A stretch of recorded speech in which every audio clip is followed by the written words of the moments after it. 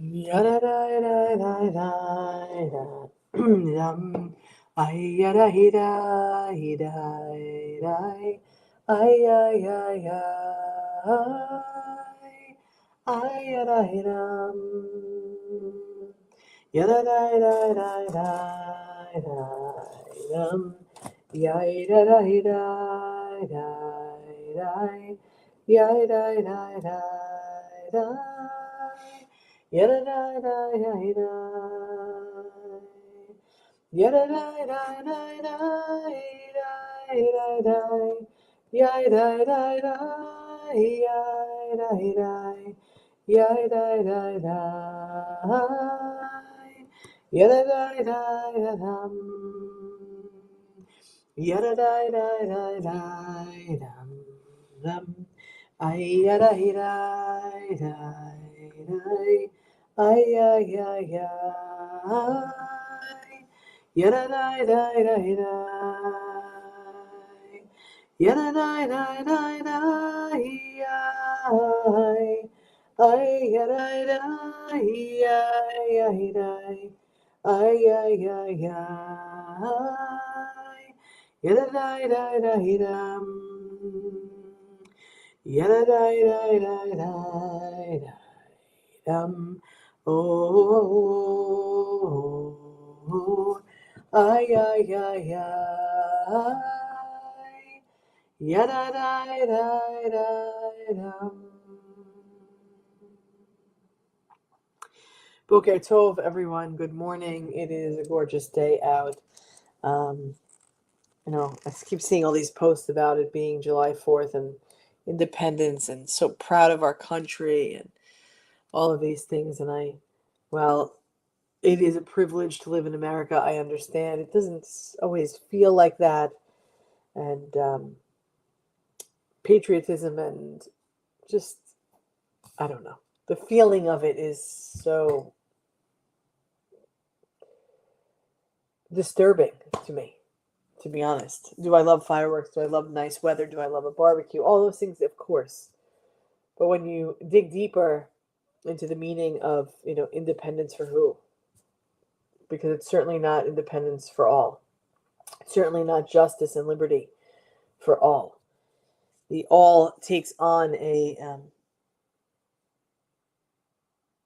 difficult it shouldn't be difficult. All means all, right?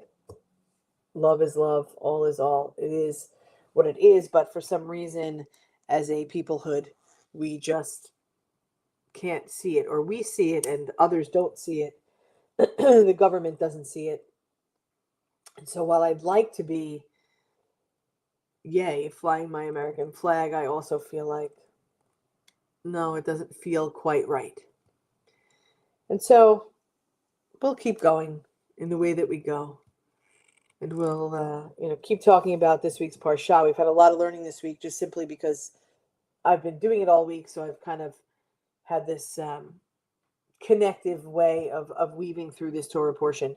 And of course, I'll be back here tomorrow morning. So you get even more of me. How exciting. And you get me tonight as well. So, and maybe by tonight, I'm not going to have all this behind me. I think I'm going to make today's chore to maybe clean this office. How's that? Bet you're right. It's not our America now. It's not the way we see it should be. No matter how much work we do for it, it just doesn't ever really feel like we've done so much work and where are we? I feel like we're back in the Stone Ages sometimes. But we have to live in this time, in this moment, in this way. And we find our way by continuing to do the work, even when we feel like we're working alone. The 49th anniversary. Thank you for that reminder, Elisa. And so let's continue to unpack this Torah, because maybe there'll be something that we're going to hold on to with it as we enter Shabbat together. So, what disappears when Miriam dies? In this Parsha, it's always about the red heifer. That's always where we're at. That's where we start. It's just something that happens. We talk about the mysteriousness of it and how there are so many things that we just do because we're told to do them, but it doesn't really, the logic is hidden from us. We talked about that. We talked about striking the rock and the people complaining. And even though we're brought to a certain place and we've led with integrity, there could be a possibility in the end that we don't get to see and to be. And we go further into the Parsha, something that is almost hidden. But I don't know that it's hidden. I think that it's just there's so much focus put on lots of other topics and mitzvot within the Parsha that we miss it. So it's tucked in almost quietly in a verse that changes everything. The Israelites arrived, they're not arriving right now. The Israelites arrived at the wilderness of Zin. Miriam died there and was buried. The community had no water. It's 2 verses, just like that. They got there, Miriam died there, was buried, and the community had no water. Seems weird, right? It seems like there's like a sentence, a verse, whatever you're going to call it. There's a sentence and another, but that's it. Miriam died and was buried. Okay, great. Like, move along. And now we're complaining because we have no water. It feels abrupt. Like Miriam dies. And immediately, there's no water.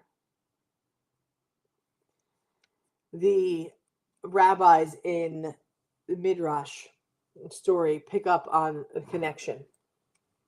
They teach that for all those years in the wilderness, this miraculous well, Miriam water, think Pesach, glass of water for Miriam, dancing with her timbrel, Miriam, that water.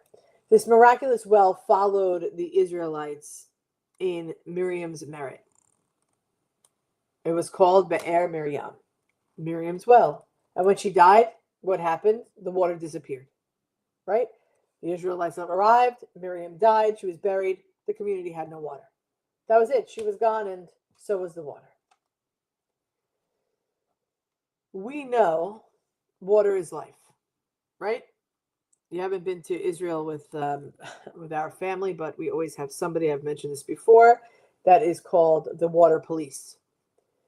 It's come to be in tradition, even when we're not in Israel, when we're home in the hot days, there's always somebody policing the amount of water intake for people. Why? Because it sustains you. Why? Because it cleanses. Why? Because it nourishes. And imagine in the desert, it's everything. And so the loss of water is not just physical, it's spiritual, it's emotional. The people are panicking. And Moses, still raw in grief, panics too. It's a reminder that some of our most vital sources of nourishment, of emotional and spiritual hydration, come quietly, without fanfare. It's water, right? Like, it's water. You can get it everywhere. Some is cleaner than others, but it doesn't come with a fancy bottle label. I mean, yes, nowadays the labeling is a little bit better, but if you go down the drink aisle in your supermarket, all of the soda, all of the sports drinks, all of the juices, all of the iced teas, all of the things that we want to drink, mostly, hit you in the eye, flashing. Buy me, I'm new. Buy me, I'm your old trusty favorite. And the water on the other side is like plain, plain, plain, plain, plain. The label, it has a little label, but it's not covered. Water. It's there. Doesn't need fanfare, you need it. So no matter what, you're going to get it. We don't always notice what someone gives until it's gone. Miriam isn't just Moses' sister. She's the first to speak in Torah about watching and waiting when she stood at the Nile to protect baby Moses. She's the one who leads the women in song after the sea splits. She's the one who speaks up and dances forward and holds things together. Her presence is like water. It sustains without being seen. So what do we do when our well dries up? When the people, the routines, the spiritual practices we've relied on quietly disappear? I don't know. What do we do? The answer may be in what follows in Torah. The people cry out. They name the absence. And even when Moses' flawed response, even in Moses' flawed response, water does eventually come again. But it's not the same water. The well that came from Miriam is gone. And perhaps that's the deeper lesson. There are losses in life that cannot be replaced. We all have them. But that doesn't mean that we stop looking for sustenance. I can tell you, summer after summer, we can't wait until summer comes, especially those of us that are educators or have ever been, or summer schedules change a little bit for you, even if you're not in the education world. For some, it's just simply getting to where, summer casual, whatever it is. But I go from a crazy schedule to this, not teaching every night. And it's an adjustment period. It's a loss. Not quite like the actual loss of a person. But you stop looking for what would normally fuel you. I said to somebody, I've been in my bedroom, like sitting on the bed or at the thing at the end of the bed with the TV on. I think I've seen my room more in the last week than I've seen it in the last however many years I'm living here, 7, 8. Just because something is missing doesn't mean that we should stop looking for things that fuel us. It just means that we have to learn to draw water from new places. In true transparency, the kids go to bed at night and I'm here, home. I can't just go out. I have 3 kids sleeping. It's a reality of loss, right? There's not someone else to either watch the kids or to be with and hang out with and share these moments. And so it's a process, of course, just like it was a process when Miriam died and Moses is grieving and the people are like, hey, what about us? Where's our water? It means that we learn to draw water from new places. It's never going to be the same, but eventually water, something, sustenance comes again. It takes time. We're not there yet, but we're here together. Chukat, I don't know what happened. My throat went dry. Invites us to grieve for what was, even as we remain open to what may be. I'm not saying that you have to just flip a switch and be like, yep, I found something to sustain me. I found something to make it better. Because often those things are just replacements and in the long run, more damage. But it is to say that it reminds us to honor the people and the sources that have nourished us. It reminds us especially of the ones that we've taken for granted. And it also dares us to believe that even in dry places, something can still flow. So as we approach Shabbat together, almost, you get a few hours head start. I want you to ask yourself the following 3 questions. And maybe this carries you through Shabbat, or maybe it takes 2 seconds to answer them and you move on from today, or maybe you don't answer them at all because you don't really care what I'm talking about, but you're just here, showing up. No matter what, here are the questions. Who are the Miriams in our lives? The ones that quietly hold us up. What are the wells that sustain us? Are we caring for them? And 3, when they disappear, can we find strength to seek new water?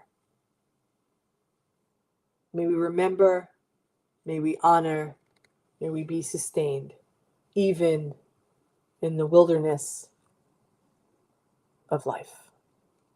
Thank you for joining me, Bet and Suze, Elisa, Paula, Anne, Aileen. We are one human family, one heart of abundant love. We love you.